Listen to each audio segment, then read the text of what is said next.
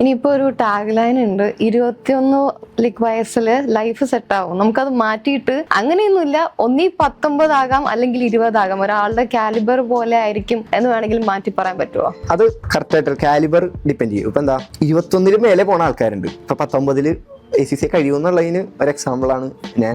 20 വയസ്സ് പാസ്സായി എനിക്ക് പലവരെ അറിയാം. അത് ഡിപ്പെൻസ് ആണ് അവർക്ക് എത്രമാത്രം ത്വരയുണ്ട് ആ പഠിത്തത്തിനോട്, എങ്ങനെയെങ്കിലും ഇത് തീർക്കണം.